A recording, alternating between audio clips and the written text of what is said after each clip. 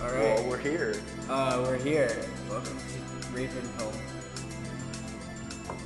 A trap story where Eli and Ryan talk about Pikmin for like 10 minutes. Yeah. All right. So, first question. What do you think are the most important mechanics and dynamics? Okay. Well, like I mentioned with Joseph, this isn't a question, like, I just need to answer. Like, it's something we Yeah, we discuss. both need to talk. So, I want to see. obviously, I want to see what you think first, though.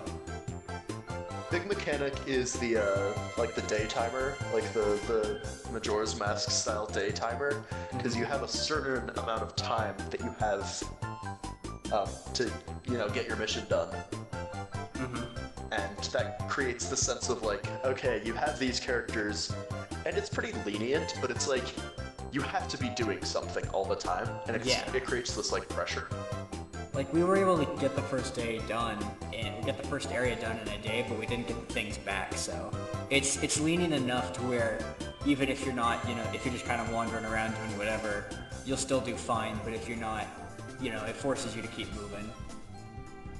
And of course. And I mean, obviously the Pikmin, like the main thing is the more you get, the more things you can do, and there's different types that allow access to different areas and different things. Yeah. Yeah. That's. Yeah, I mean, you can throw, whistle, command them.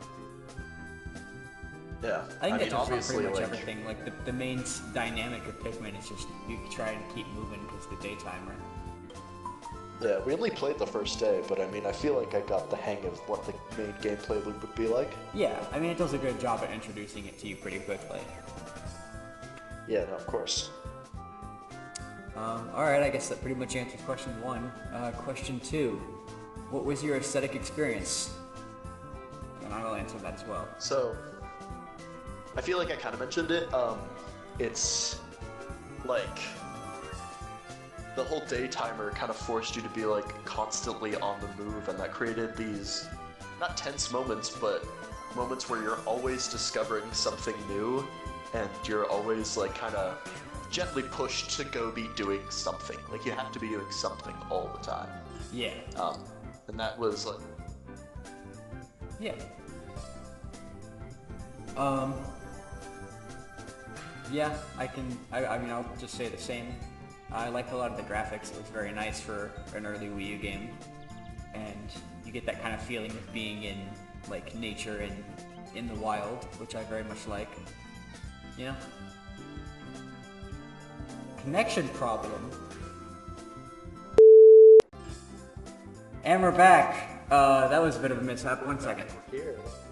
Alright, so, was this game fun, and why?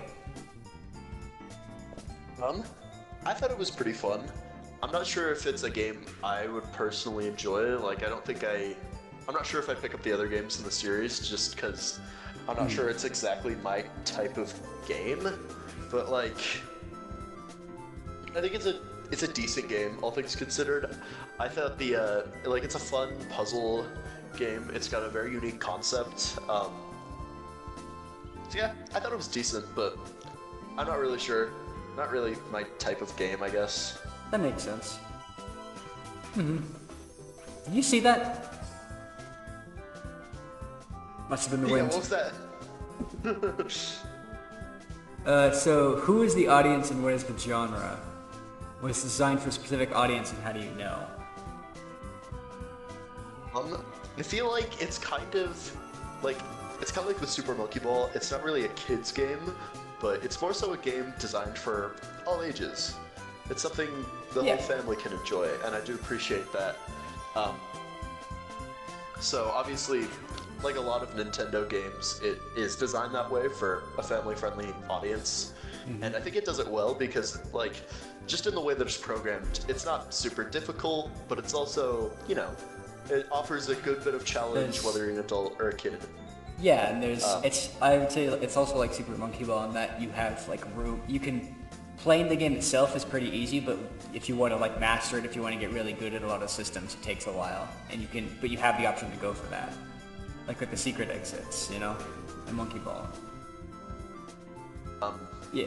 I think that Um, the genre is like um, it's kind of like a puzzle adventure game. It's Yeah. separated into these levels, but it's not tiny levels like Monkey Ball. It's kind of these large challenges and kind of pretty big expanses of area sometimes. And you have little challenges and little puzzles all throughout the levels. And so like you have a certain section where you need to break through a glass wall, or a certain section where you need to tear down something, or there's like an enemy in your path that you have to go fight the pikmin. Mm-hmm. Did you hear that? No, I didn't.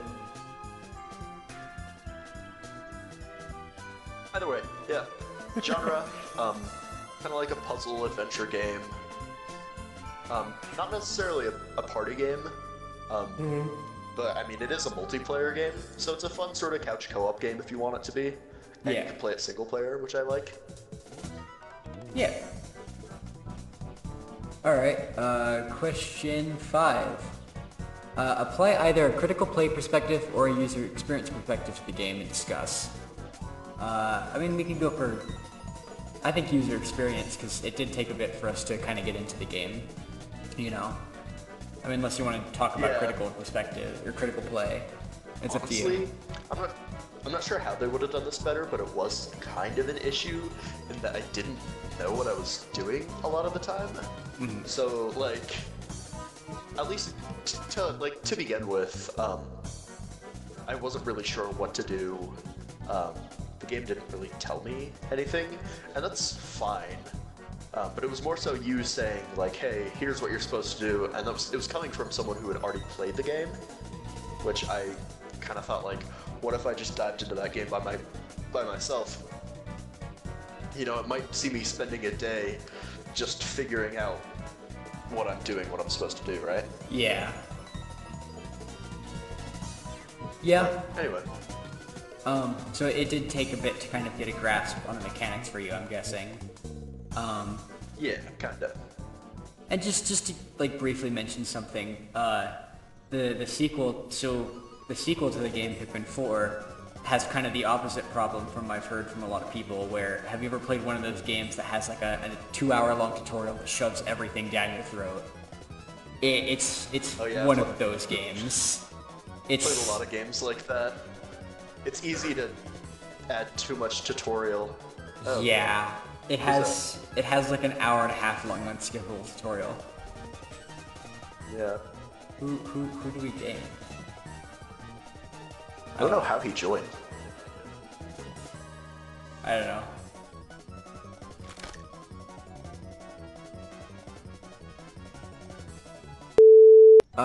I guess you could both answer this question. What did we learn with the person we played with? Oh, no, that's a hard question, I guess. What do you mean by like what did we learn? Like what did we learn from each other? What did we learn from the game? I don't know. It just says what did you learn? So I guess a little bit of both. You know, well, I guess I learned of and obviously a ton of puzzle games do this, and a ton of puzzle games do this really well. But like you need your like specifically co-op games, like that game It Takes Two that's all about doing puzzles with your friends. And I'm not sure if this is the same, but like there were puzzles that we cooperated on, which I found a lot of fun. And I think it's fun, like, obviously you told me since you played the game, like, hey, throw me up here, hey, let me do this so we can progress. But I think that idea of like playing with your friend and solving those puzzles together is kind of a lot of fun and really a fun learning experience of being like, how can we combine our strengths to go do this? Make this happen, you know? Yeah, and if you want to know something interesting, we were playing on the deluxe version of the game for the Switch, but the original Wii U version did not have multiplayer. You just swap between the captains. Yeah, you just swap between the captains like with a button. And the original Wii U version was entirely single player, except for the side modes, but we didn't play the side modes. But it's interesting how Wii U, it's like Wii U. Yeah, okay. But it's interesting that you can. I mean, the game is already designed around using those multiple captains to your advantage and like multitasking. So it's interesting to see how even just simple puzzles using multiple characters can become fun if you use a multiplayer perspective. That's interesting. Yeah, and that seems like an obvious shoehorn to put into a design style like the switching between captains is making it multiplayer. Yeah. Like, that just seems like such an obvious thing to do. But, I mean, they did it really well. It's not to Yeah. say it's bad.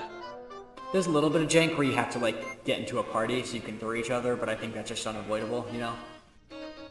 Yeah. But I would say I learned that having someone to lightly guide you through a game can be like a lot more helpful of an experience, because you know obviously it's not fun if you have someone tell you everything you need to do, but just having someone to like give you a pointer can be a lot, and like playing a game co-op the first time around for certain genres at least can be a very helpful way of going about it. Seems we have a visitor. Okay. Are we back? Yeah. So, what were we even talking about? What did we learn from the person we played with? I mean, I pretty much finished saying what I was gonna say. That playing a game multiplayer can actually be a pretty valuable way to get into certain like games you're not familiar with. Did you see that? No, I didn't. Anyway. Okay, so, oh, I guess that's it. That's the last question. Thank you. We're pretty much Thank done. you for joining me. Yeah, of course. Pleasure to be here. Hey, I can think of no better way to, It was really a pleasure to meet you. During your short life. No, of course. I missed. Wait, no, hold Shit, on. he has so much health. I think the only...